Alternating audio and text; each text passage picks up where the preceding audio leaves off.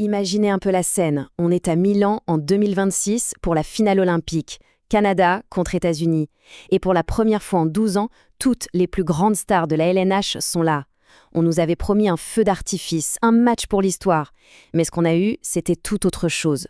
On a assisté à une révolution tactique, un match qui a complètement changé les règles du jeu. D'un côté, on avait la promesse, le duel de titans, McDavid contre Hughes, le hockey spectacle. Et de l'autre, la réalité.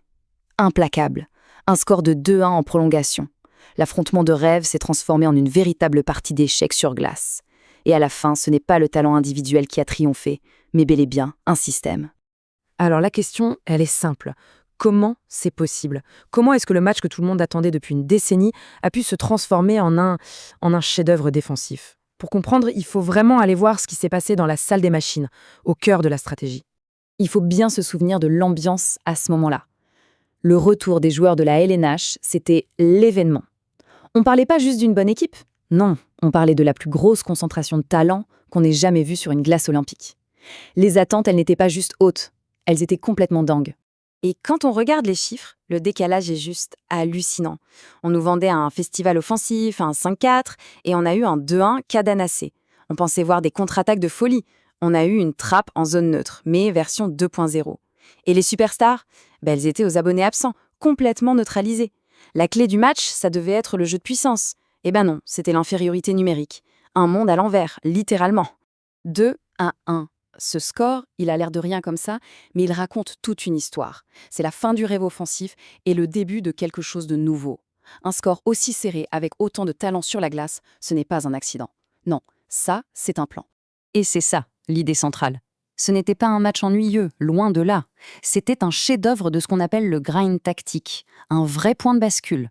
Le moment où on a compris qu'une structure collective bien huilée pouvait battre le génie individuel, méthodiquement. Bon, alors, c'est le moment de plonger dans le vif du sujet. C'était quoi ce fameux plan directeur américain? Comment ont-ils fait pour éteindre la meilleure attaque du monde? L'idée de base, c'était de rendre la patinoire plus petite. Une patinoire, ça fait 200 pieds de long. Les Américains, eux, ont décidé que le match allait se jouer sur 50 pieds, en plein milieu, la zone neutre. En gros, ils ont construit un mur, un véritable mur, qui a complètement coupé l'arme principale du Canada, la vitesse et la créativité. Et ce mur, il avait deux visages, un peu comme les deux mâchoires d'un piège. D'un côté, le fameux système 1-3-1. Imaginez 3 joueurs alignés sur la ligne du milieu, impossible de passer. Ça forçait le Canada à balancer la rondelle et donc à perdre le contrôle. Et de l'autre, le 1-2-2, un système de verrouillage qui bloquait toutes les passes au centre. En alternant entre les deux, les États-Unis ont transformé la zone neutre en un véritable casse-tête. Mais au-delà des schémas tactiques, ce qui a fait la différence, c'est l'exécution. C'était chirurgical. Chaque joueur américain utilisait son bâton non pas pour frapper, mais pour bloquer les lignes de passe. Il guidait les attaquants canadiens presque comme des bergers vers les zones mortes le long de la bande. Et là, plus d'options.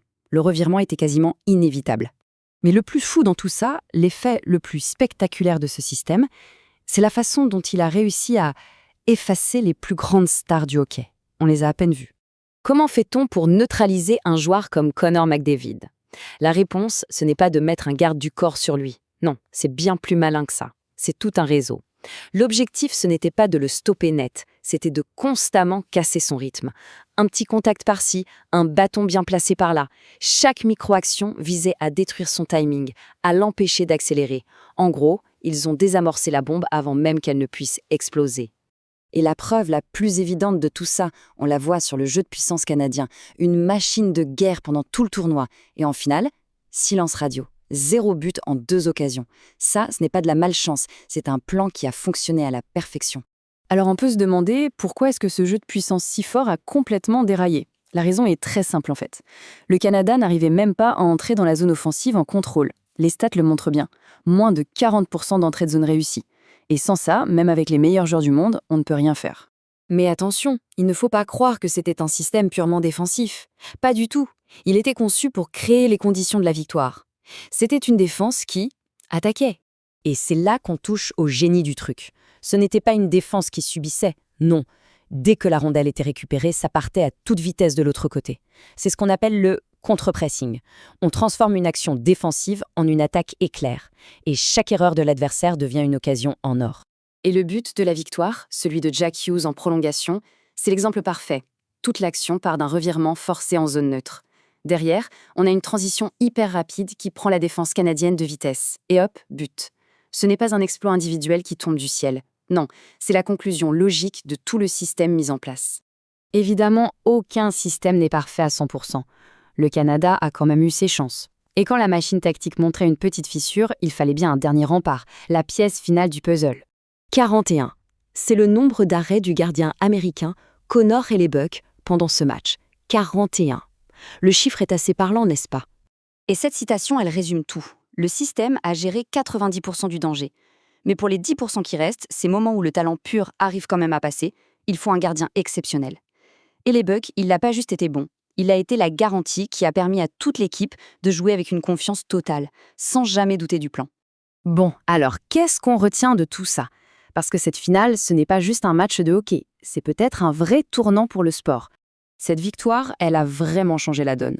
Avant, la recette, c'était simple. On prend les meilleurs attaquants et on compte sur eux pour faire la différence. Maintenant, le nouveau modèle, c'est différent. On cherche des joueurs qui ont une intelligence de système. Des gens qui sont pas seulement brillants, mais qui peuvent appliquer un plan de match complexe à la lettre. Et voilà, c'est ça la grande leçon de Milan 2026. Sur un tournoi court, comme les Jeux Olympiques, où on n'a pas des mois pour créer une alchimie, une équipe avec une discipline tactique de fer, battra presque toujours une collection de superstars qui comptent uniquement sur leur talent. Et on se quitte sur cette question, une question qui va sûrement agiter le monde du hockey pendant un moment. Si un système bien calibré peut annuler le génie individuel, quelle est la place du héros, de l'artiste, dans le sport de demain? Est-ce qu'on assiste finalement à la victoire de la machine sur l'instinct? Le débat est ouvert.